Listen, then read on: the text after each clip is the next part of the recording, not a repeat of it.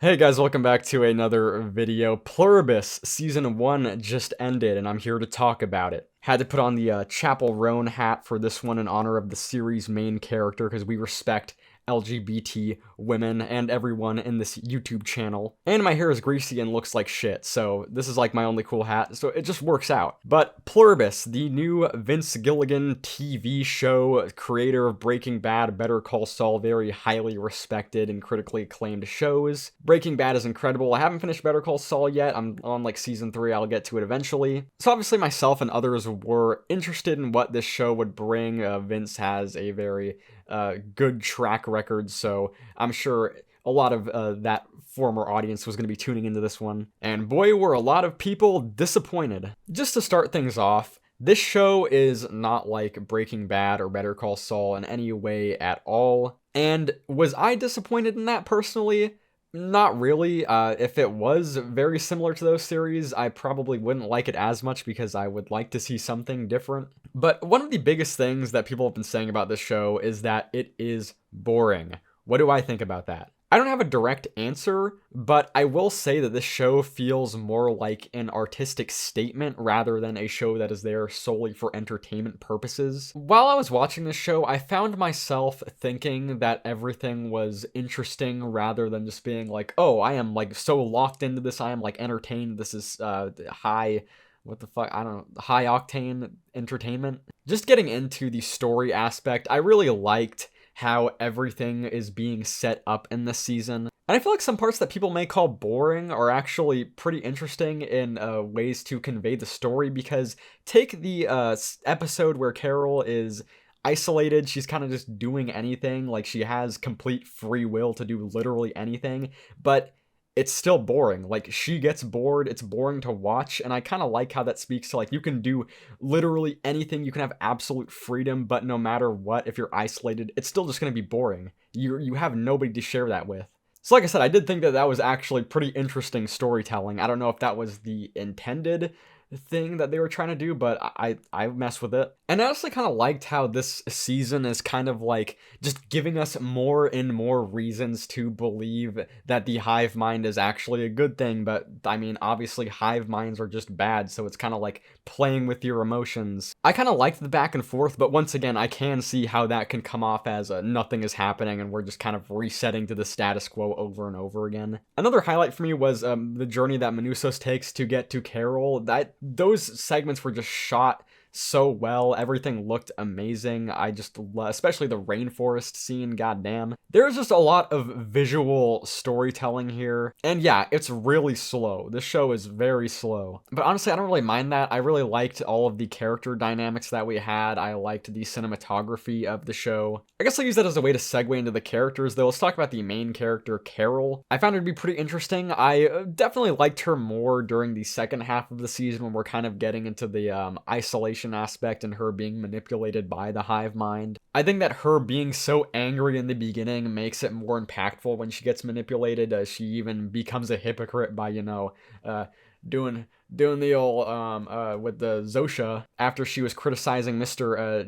Diabete. I honestly forgot the guy's name. I'm just gonna call him Mr. D, but you should know who I'm referring to. She gets mad at him for doing that. She does the same thing, but she acts like it's normal when she does it. Also, why are like people on like Twitter and stuff acting like she's normal for that too? Like, she was right for criticizing Mr. D. Like, it's not good when she does it either. And what I really liked is how in the final episode, they kind of make Manusos exactly like how Carol was in the beginning. So we kind of have like her seeing what herself was like now that she is on the side of the hive mind. I think it makes for a really interesting character dynamic there, and I cannot wait to see more of them together in the future. Obviously, they're going to be working together from that point on, but I think that they're two characters that are both just naturally stubborn, so I think there's going to be some entertaining moments to be had. I just really liked Manusos. Like, bro is just a freaking warrior. One thing I didn't like about him, though, is why is he, like, so insistent on, like, paying for stuff?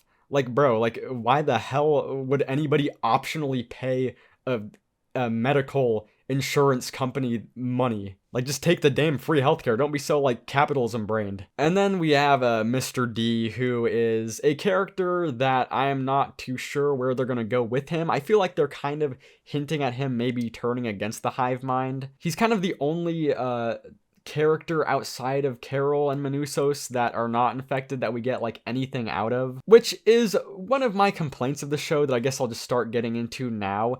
I don't see any reason why some of these characters aren't just merging with the hive mind. Like, these people are already just acting like drones and conforming to the hive mind to the point where it's like, what are you even gaining out of not being with them? I just feel like the show didn't give a well enough explanation as to what the point of them even being there was, and still having, like, their own autonomy. I don't know, I just felt like the other people were just very one note. I feel like this is even more solidified by the fact that they wanted to, like, help them keep surviving, like how Mr. D was telling Carol about how they were trying to come up with solutions to get ways to help them like survive, which is, once again, at that point, why don't you just join them? But then obviously if they join them, then nobody is going to be there to, you know, like do the things that they can't do, such as like pick apples or whatever to get more food resource. Then if they're just gonna die out, what's the point of even getting everyone to get along with the hive mind? I just don't really understand the goals of the hive mind here, which is one thing that I wish this season kind of set up, like, even slightly. We don't really have like any idea of what the hive mind is supposed to do. Like, you don't need to spell out why a hive mind is a bad thing,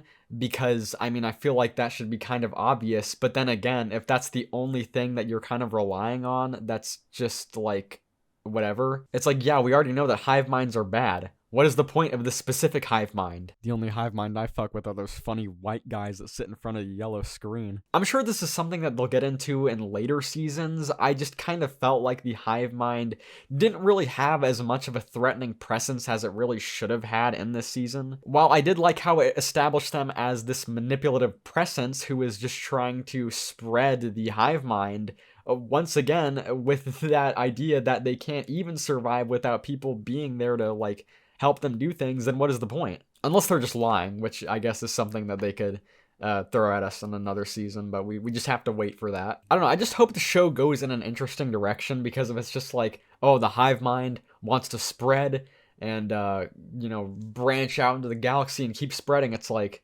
okay, sure, like, it's not a unique concept. I don't know, like I said, we can only wait and see. I did think that the final episode did kind of prove them to be more intimidating with the scene where they are turning the girl into them, where they're kind of like chanting for her and acting supportive, then immediately just cut off the second she switches with them, which we can relate to another movie that came out this year, Sinners, where their idea, they had a villain that was a hive mind, and you know, it's you join the hive mind for shared peace and respect, but you also lose all of your culture. I don't really see them exploring something like that due to how large scale this hive mind is, but I don't even know. I'm just fucking theorizing at this point. This is supposed to be a review. To touch on the finale a bit, I did feel like it was kind of underwhelming. I feel like this season could have used another episode, maybe. Like, with how drawn out this show is, I'm surprised that we didn't get more time with, like, Carol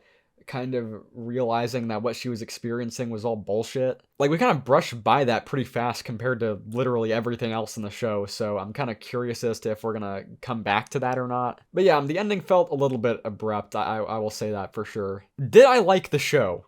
Yes. I enjoyed it. I thought that there were a lot of interesting ideas, and I am excited to see where it goes in the future, but I will say I don't think it's like the best thing I've ever seen. With that being said, I am someone who thinks that the first season of Better Call Saul is very boring, okay? And that is not even a hot take, because I remember when the show first came out, people were saying that too, so don't act like I'm crazy. And obviously, yeah, Better Call Saul is more entertaining than Pluribus. Better Call Saul gets way better in the later seasons, so I am waiting to see where Pluribus goes before I fully am like, this show is boring, the show is meaningless, yada yada yada. But I'm not really going to argue against anyone who thinks it is boring, because, look man, shows are subjective. I really could care less if you like it or not. If you liked the show, I would recommend Adolescence. It's another show that came out this year. It's on Netflix. It is a very, very slow burn show like this one. It's very dialogue focused. I think it is very emotionally powerful also, so yeah, check it out if you want. But yeah, that's all I got about Pluribus. I think it's pretty good. Excited to see where it's going to go in the future. And yeah, thanks for watching. Goodbye.